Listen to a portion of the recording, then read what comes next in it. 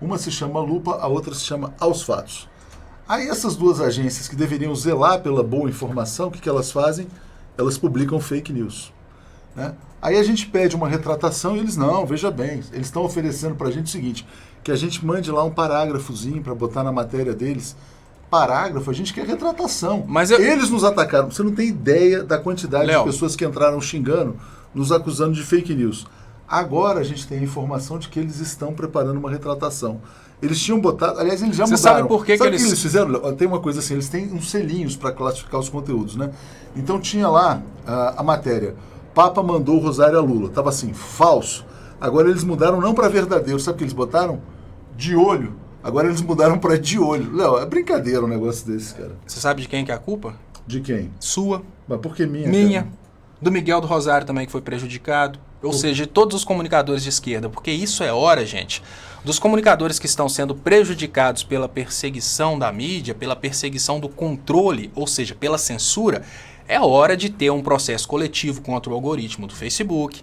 É hora dos comunicadores de esquerda se unirem no sentido de fazer um processo coletivo contra essas agências, porque é muita inocência imaginar que essas agências vão trabalhar de uma forma correta. É lógico que elas vão trabalhar para quem tem dinheiro. Porque a esquerda hoje, ela fica acomodada. Acontece uma coisa com o 247, os demais canais olham e pensam, aconteceu.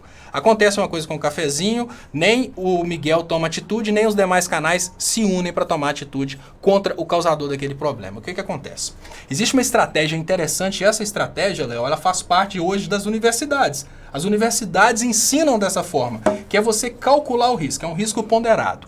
E isso é muito aplicado dentro do Brasil através do atendimento das companhias telefônicas. As companhias telefônicas no Brasil, e eu não vou citar o nome não, são todas, absolutamente todas as companhias telefônicas, todas as empresas de TV a cabo, todas as prestadoras de serviços regulamentados no Brasil, elas trabalham da seguinte maneira, elas trabalham dando prejuízo ao cliente. Se elas fossem processadas, elas teriam que pagar a indenização, porque todas elas dão prejuízo ao cliente. Elas tomam dinheiro de um jeito, tomam dinheiro do outro, não cumprem o que prometem. Mas sabe o que acontece? Porque as pessoas nunca levam na justiça, elas estão sempre no lucro. E um ou outro que leva na justiça ainda é muito pouco para tirar delas o grande lucro que elas ganham dando tombo na maioria. Então, eu vou falar mais uma vez para que vocês entendam.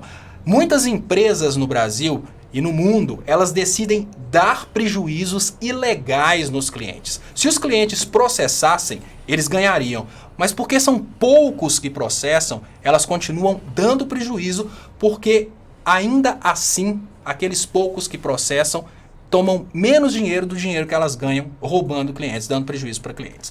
Quando a gente pensa na realidade que está acontecendo hoje no controle da comunicação, na censura no Brasil, e a gente pega a realidade do que aconteceu até hoje, nesses passos desse processo de tomada de poder que o PSDB promoveu no Brasil, até à medida que eles foram tentando e foram conseguindo, eles foram perdendo medo, ou seja, o risco foi diminuindo. Por quê? O risco de reação popular tem se mostrado cada vez menor e eles vão tentando. Chega ao ponto do Supremo Tribunal Federal, que não tem prerrogativa legal de fazer leis, tanto faz uma coisa bizarra, como, por exemplo, tirar a presunção de inocência para manter o Lula preso, como joga no lixo um projeto do Jair Bolsonaro a respeito do voto impresso. Eu não estou julgando o mérito do caso, eu só estou dizendo que o Supremo não é para isso. Mas como eles foram tentando e foi dando certo, eles tomaram esse poder. Agora, como é que vai funcionar com essas agências? Como é que vai ser na prática? Eles vão tentando. E porque a esquerda vai deixar eles meterem lambada sem dó, eles vão se tornar cada vez maiores e cada vez mais opressores. Vocês podem esperar que a gente vai chegar ao ponto dessas agências de controle começarem a chantagear os veículos de mídia. Hoje a gente tem, por exemplo... É tipo assim, me dá uma grana aí que eu não te denuncio, mais ou menos Me isso. dá uma grana, porque senão eu vou começar a te colocar como... Porque ele é o gatekeeper, né? Ele é o gatekeeper. Se você não me der dinheiro, eu vou espalhar para todo mundo que você faz fake news. Isso é perigoso. Isso, inclusive, é o... Mas mesmo o cara pertencendo a um banqueiro, Léo, fica complicado, né? Eles não precisam disso. Eles não precisam disso, mas é para isso que eles fizeram a agência. É bem pelo contrário, eles precisam, porque através disso eles mantêm o Brasil com alta dívida pública, através disso eles mantêm o Brasil imbecilizado e eles continuam ganhando dinheiro. O que eles estão morrendo de medo da auditoria da dívida. Mas então, vamos raciocinar. Se a esquerda não faz nada nesse momento e deixa essas agências se tornarem monstros, a gente vai chegar numa realidade em que essas agências vão começar a controlar quem faz matérias da seguinte forma: olha, quero uma mesadinha aqui, ó.